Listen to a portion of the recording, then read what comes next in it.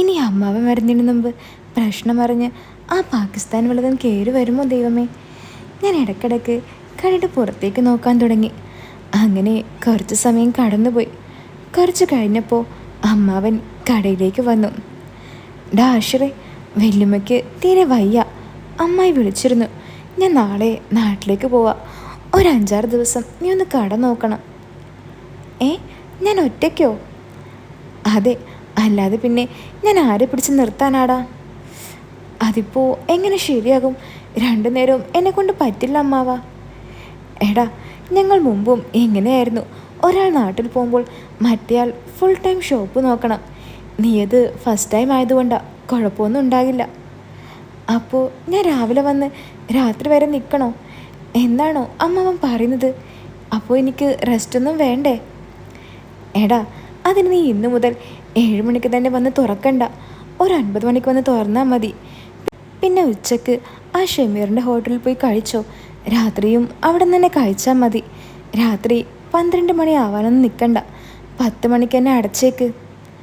അല്ല, അപ്പോൾ നിങ്ങൾ ഇനി എപ്പോൾ വരാനാ? ഞാൻ ചോദിച്ചു. അറിയില്ലടാ, ആദ്യം ഞാനൊന്നവിടെ പോയി നോക്കട്ടെ. അമ്മാവൻ പറഞ്ഞത് കേൾക്കാതല്ലാതെ വേറൊരു നിവൃത്തിയും എനിക്കുണ്ടായിരുന്നില്ല. എൻ്റെ സമ്മതം കിട്ടിയതും അമ്മാവൻ കട അടക്കാനുള്ള പരിപാടി തുടങ്ങി. ഡാ, എന്തുണ്ടെങ്കിലും എന്നെ വിളിച്ചാൽ മതി. പിന്നെ ആര് വന്ന് ക്യാഷ് ചോദിച്ചാലും ഒന്നും കൊടുക്കണ്ട. ഞാൻ വന്നിട്ട് തരാമെന്ന് പറഞ്ഞാൽ മതി. ഞാൻ വന്നിട്ട് കൊടുത്തോളാം. പിന്നെ ഞാനില്ലെന്ന് കരുതി വേറെ വല്ല ചുറ്റിക്കളിക്കൊന്നും പോകണ്ട. ഇത് നമ്മുടെ നാടല്ല. അമ്മാവൻ എന്നെ നോക്കി കടുപ്പിച്ചൊന്ന് പറഞ്ഞു. അങ്ങനെ ഞങ്ങൾ കടയും അടച്ച് വീട്ടിലേക്ക് പോയി. വീട്ടിലോട്ട് കയറുമ്പോൾ എൻ്റെ കണ്ണും അമ്മാവൻ്റെ 2 കണ്ണും അവളുടെ വീട്ടിലേക്കായിരുന്നു. വീടിന് മുറ്റത്ത് ആ പാകിസ്ഥാനെ കണ്ട അമ്മാവൻ എന്നോട് പറഞ്ഞു, ഡാ, ഞാൻ അവരോട് ഒന്ന് പറഞ്ഞിട്ട് വരട്ടെ എന്നും പറഞ്ഞ് അമ്മാവൻ അയാളുടെ അടുത്തേക്ക് പോയി. അമ്മാവൻ്റെ മുഖം കണ്ടാലേ അറിയാം അമ്മാവന് നാട്ടിൽ പോകാൻ ഒട്ടും താല്പര്യമില്ലെന്ന്. അമ്മാവൻ അങ്ങോട്ട് നടന്നതും ഞാൻ നേരെ എൻ്റെ റൂമിലേക്ക് വിട്ടു. റൂമിലേക്ക് കയറിയതും എന്തോ വല്ലാത്തൊരു പേടി എൻ്റെ ഉള്ളിൽ നിറഞ്ഞു. ഇനിയിപ്പോൾ അവളെല്ലാം അയാളോട് പറഞ്ഞിട്ടുണ്ടെങ്കിൽ അയാൾ ഇപ്പോൾ അമ്മാവനോട് പറയുമോ? അല്ലെങ്കിൽ അവൾ തന്നെ അമ്മാവനോട് പറയുമോ? ഞാൻ വേഗം റൂമിൽ നിന്ന് പുറത്തേക്കിറങ്ങി. റൂമിൻ്റെ മുന്നിൽ നിർത്തിയിട്ട ഒരു കാറിൻ്റെ ബാക്കിൽ പോയി ഒളിഞ്ഞു നിന്ന് എല്ലാം വീക്ഷിച്ചു. അമ്മാവൻ്റെ കൈ പിടിച്ച് അയാൾ എന്തൊക്കെയോ പറയുന്നുണ്ട്.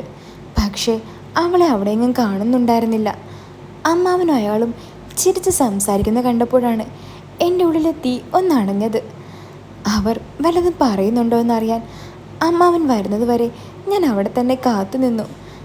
പക്ഷെ അപ്പോഴൊന്നും ഞാൻ അവളെ പുറത്തേക്ക് കണ്ടില്ല.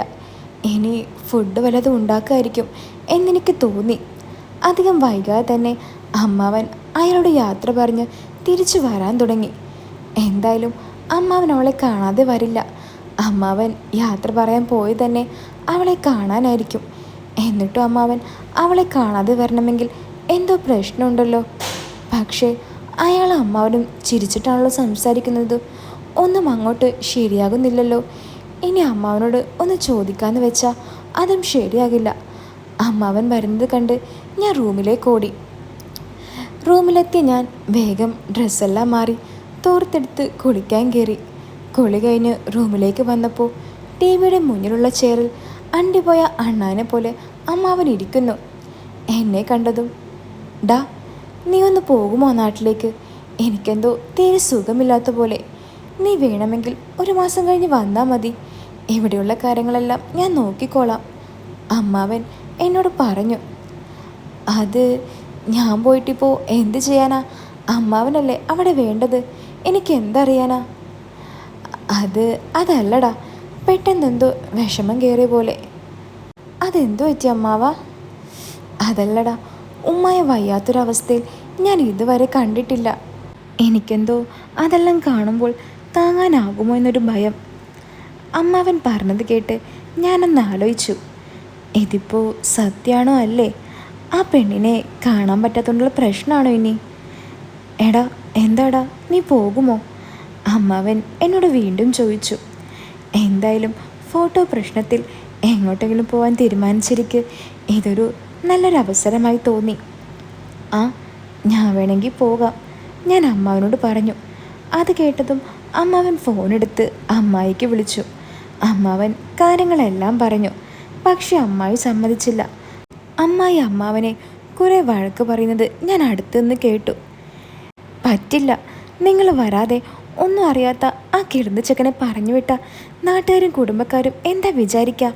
എനിക്കൊന്നും വയ്യ അവരുടെ വായിരിക്കുന്നത് കേൾക്കാൻ. മര്യാദക്ക് ഇങ്ങോട്ട് വരാൻ നോക്ക്, അല്ലെങ്കിൽ ഞാൻ എൻ്റെ വീട്ടിലേക്ക് പോവും. അമ്മായിയുടെ ഭീഷണിയിൽ അമ്മാവൻ ആകെ പേടിച്ചു. എടാ, ഞാൻ തന്നെ പൊക്കോളാം. കോള് കട്ട് ചെയ്ത് അമ്മാവൻ എന്നോട് പറഞ്ഞു. ഷേ, ഇനി ഇവിടെ നിന്ന് ഒന്ന് മാറി നിൽക്കാമെന്ന് വിചാരിച്ചതാ. ഇനി മിക്കവാറും അയാളുടെ കൈകൊണ്ട് ഞാൻ ചാകേണ്ടി വരും. ഞാൻ അതുമോർത്ത് റൂമിലേക്ക് പോയി ഫുഡ് കഴിക്കാൻ തുടങ്ങി. അമ്മാവൻ പോകാനുള്ള ഒരുക്കങ്ങൾ തുടങ്ങി. അങ്ങനെ അടുത്ത ദിവസം രാവിലെ ഒരു 8 മണിയോടെ അമ്മാവൻ എയർപോർട്ടിലേക്ക് തിരിച്ചു. അമ്മാവനെ യാത്ര അയച്ച് ഞാൻ കട പോയി തുറന്നു. ഒന്ന് ഉറങ്ങി എഴുന്നേറ്റപ്പോൾ ഇന്നലെ ഉണ്ടായ തീയും പുകയും കുറച്ച് കുറഞ്ഞിരുന്നു. എന്നാലും ഉള്ളിൽ പല സംശയങ്ങളും പേടിയും ബാക്കിയായി നിന്നു. രാവിലെ അമ്മാവനെ യാത്ര അയക്കാൻ ഇറങ്ങിയപ്പോൾ അവളുടെ വീട് അടച്ചു കിടക്കുന്നത് ഞാൻ കണ്ടു. ഞാനും അമ്മാവനും അങ്ങോട്ടും ഇങ്ങോട്ടും മാറി മാറി നോക്കുന്നുണ്ടായിരുന്നു. പോകുമ്പോൾ അവളെ കാണാത്തതിനുള്ള സങ്കടം അമ്മാവൻ്റെ മുഖത്ത് ഞാൻ കണ്ടു. അങ്ങനെ സമയം കടന്നുപോയി. ഉച്ചയായപ്പോൾ ഞാൻ കടയടച്ച് ഫുഡ് കഴിക്കാനായി അടുത്തുള്ള സെമീറിക്കയുടെ കടയിൽ പോയി. അവിടെ നിന്ന് ഒരു ചിക്കൻ ബിരിയാണിയും കഴിച്ച് ഞാൻ നേരെ റൂമിലേക്ക് നടന്നു. റൂമിൻ്റെ മുന്നിലെത്തി ഞാൻ അങ്ങോട്ടൊന്ന് നോക്കിയെങ്കിലും അവിടെയൊന്നും ആരെയും കണ്ടില്ല. ഒന്നങ്ങോട്ട് പോയി നോക്കിയാലോ എന്നെനിക്ക് തോന്നി. പക്ഷേ എന്താ സംഭവിക്കുമെന്ന് ആലോചിച്ച് ഞാൻ ആ തീരുമാനം വേണ്ടെന്ന് വെച്ചു. കുറച്ചു നേരം റൂമിൽ ചെന്നിരുന്നപ്പോൾ ചെറുതായിട്ട് ഒന്ന് മയക്കം വന്നപ്പോൾ ഞാനൊന്ന് മയങ്ങി. ഫോൺ ബെല്ലടിക്കുന്ന കേട്ട് ഞാൻ ഞെട്ടി ഫോണെടുത്ത് നോക്കി. അമ്മായിയുടെ നമ്പറാണല്ലോ. അമ്മാവൻ എത്തിക്കാണുമോ? ഞാൻ വേഗം കോളെടുത്തു. ഹലോ, എന്തായടാ, നീ ഫുഡ് കഴിച്ചോ? ആ, കഴിച്ചു. അമ്മാവൻ എത്തിയോ? ആടാ, ഞാൻ വീട്ടിലെത്തി. പിന്നെ നീ എവിടെയാ, റൂമിലാണോ? ആ, ഞാനൊന്ന് ഉറങ്ങിപ്പോയി. എന്നാൽ ശരിയടാ, ഇനി വൈകണ്ട, കടയിലേക്ക് പോക്കോ, ഞാൻ പിന്നെ വിളിക്കാം. അതും പറഞ്ഞ് അമ്മാവൻ കോൾ കട്ട് ചെയ്തു പോയി. ഞാൻ വേഗം കുളിച്ച് ഫ്രഷായി കടയിലേക്ക് നടന്നു. ആ പോക്കിലും ഞാൻ അവളെ ഒന്ന് നോക്കി. പക്ഷേ അപ്പോഴും കതക് അടഞ്ഞു തന്നെ കിടക്കാണ്. ഒരു നിരാശയോടെ ഞാൻ കടയിലേക്ക് നടന്നു. ഒന്ന് വിളിച്ചു നോക്കാൻ മനസ്സ് പറയുന്നുണ്ടെങ്കിലും പേടി കാരണം ഞാനത് വേണ്ടെന്ന് വെച്ചു. അങ്ങനെ ഓരോന്നാലോചിച്ചിരിക്കുമ്പോൾ അതാ റാഫി വിളിക്കുന്നു. ഹലോ ഡാ, എന്തായടാ? അവൻ ചോദിച്ചു. എന്താകാൻ, ഒന്നും ആയില്ലടാ. അമ്മാവൻ നാട്ടിലേക്ക് പോയി, നീ അറിഞ്ഞോ? എപ്പോ? ആ, അതൊക്കെ നടന്നു. ഇനിയിപ്പോൾ ഒന്നും പറഞ്ഞിട്ട് കാര്യമില്ല. അല്ലടാ, അമ്മാവന് ഇതെന്ത് പറ്റി പെട്ടെന്ന് നാട്ടിലേക്ക് ഓടി വരാൻ? എടാ, അത് വല്യമ്മക്ക് വയ്യ, അതുകൊണ്ട് പോയതാ. 3-4 ദിവസം കൊണ്ട് വരുമെന്നാ പറഞ്ഞത്. ഇനിയിപ്പോൾ നിനക്ക് സുഖമായല്ലോ, ആരെയും പേടിക്കണ്ടല്ലോ, അവൻ പറഞ്ഞു. അതല്ലടാ പ്രശ്നം, അവളിത് എവിടെ പോയി? 2 ദിവസമായി അവളെ ഒന്ന് കണ്ടിട്ട്. ആണോ? എന്നാ നീ ഒന്ന് വിളിച്ചു നോക്ക്, അപ്പോൾ അറിയാലോ, അവൻ പറഞ്ഞു. ഏയ്, അതൊന്നും നടക്കൂല, എനിക്ക് പേടിയാടാ. ബെസ്റ്റ്, നീ അവിടെ പേടിച്ചോണ്ടിരുന്നോ, ഇപ്പോൾ കിട്ടും നിനക്ക്. ഡാ പൊട്ട, ഇപ്പോൾ നിൻ്റെ അമ്മാവൻ അവിടെ ഇല്ലല്ലോ. നീ ഒന്ന് ആഞ്ഞ് ശ്രമിക്ക്, കിട്ടിയാൽ നിനക്ക് റൂമിലേക്ക് കൊണ്ടുപോകൂടെ? ആ പിന്നെ, ഞാൻ വിളിക്കാൻ കാത്തിരിക്കുക അവൾ എൻ്റെ കൂടെ വരാൻ. നീ ഒന്ന് പൊക്കേ. നിനക്ക് വേണ്ടെങ്കിൽ വേണ്ട, പിന്നെ ബാക്കി ഫോട്ടോസ് ഒന്ന് അയച്ചുതാടാ. എന്ത് ബാക്കി ഫോട്ടോസ്? അത് അന്ന് തന്നതിൻ്റെ ബാക്കി. ഒന്ന് പോയടാ, എൻ്റെ കയ്യിലൊന്നുമില്ല. നിന്നോട് ആര് പറഞ്ഞു എൻ്റെ കയ്യിൽ ഇനിയുമുണ്ടെന്ന്? നീ തന്നെയല്ലേടാ അന്ന് പറഞ്ഞത് ഇനിയുമുണ്ടെന്ന്, നീ മറന്നോ? ഏയ്, ഞാനങ്ങനെയൊന്നും പറഞ്ഞിട്ടില്ല. നീ വെച്ചേ, കടയിൽ ആളുകൾ കൂടുന്നുണ്ട്. പിന്നെ ആ ഫോട്ടോസൊക്കെ ഡിലീറ്റ് ചെയ്തേക്ക്. ആ, നോക്കാടാ. നോക്കാന്നോ? മര്യാദക്ക് ഡിലീറ്റ് ആക്കിക്കോ. ആ, ഞാൻ ആക്കിക്കോളാം, നീ ഫ്രീ ആകുമ്പോൾ വിളിക്ക്. അതും പറഞ്ഞ് അവൻ കോള് കട്ട് ചെയ്തു. കടയിൽ തിരക്ക് കൂടിയപ്പോൾ ഫോൺ ചാർജിലിട്ട് ഞാൻ കസ്റ്റമേഴ്സിനെ ശ്രദ്ധിക്കാൻ തുടങ്ങി. എന്നും ഉണ്ടാകുന്ന വൈകുന്നേരത്തെ തിരക്ക് കഴിഞ്ഞപ്പോൾ ഞാൻ ചാർജിൽ നിന്നും ഫോൺ എടുത്ത് നോക്കിയപ്പോൾ അവളുടെ 2 മിസ് കോൾ വന്ന് കിടക്കുന്നു. മനസ്സിൽ സന്തോഷത്തിൻ്റെ പെരുമഴ പെയ്യാൻ തുടങ്ങി. ഞാൻ വേഗം തിരിച്ചു വിളിച്ചു. ബെല്ലടിക്കുന്നുണ്ടെങ്കിലും അവൾ കോൾ എടുക്കുന്നില്ല. ഞാൻ ആ ശ്രമം വീണ്ടും തുടർന്നു. പക്ഷേ അവൾ കോൾ എടുക്കുന്നുണ്ടായിരുന്നില്ല. ഷേ, ഇത്ര അടുത്തുണ്ടായിട്ടും ബെല്ലടിക്കുന്നത് ഞാൻ കേട്ടില്ലല്ലോ. എനിക്ക് എന്നോട് തന്നെ ദേഷ്യം തോന്നി. ഞാൻ വീണ്ടും ശ്രമിച്ചു. പക്ഷേ അതിലൊന്നും ഒരു കാര്യവും ഉണ്ടായില്ല. അവൾ തിരിച്ചു വിളിക്കുമെന്ന് കരുതി ഫോണിലേക്ക് നോക്കിക്കൊണ്ടിരിക്കുമ്പോൾ പെട്ടെന്ന് ഒരു സലാം കേട്ട് ഞാൻ നോക്കുമ്പോൾ അവളും അവളുടെ കൂടെ അന്നെന്നെ കളിയാക്കി ചേച്ച ആ 18കാരി സുന്ദരിയും എൻ്റെ കടയിലേക്ക് വരുന്നു. ഹായ്. കടയുടെ മുന്നിൽ തൂക്കിയിട്ട കവർ മാറ്റിക്കൊണ്ട് അവൾ പറഞ്ഞു.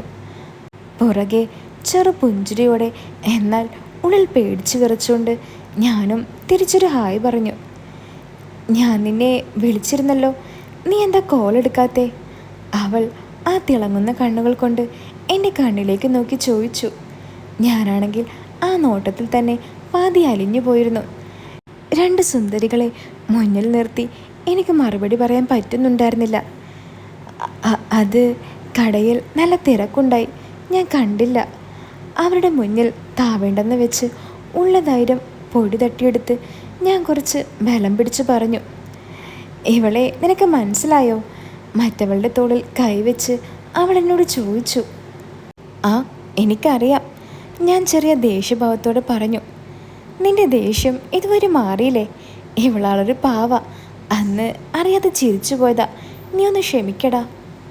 ഞാൻ ഒന്നും മിണ്ടാതെ തലയും ചൊറിഞ്ഞ് കുറച്ച് ജാടയിട്ട് നിന്നു.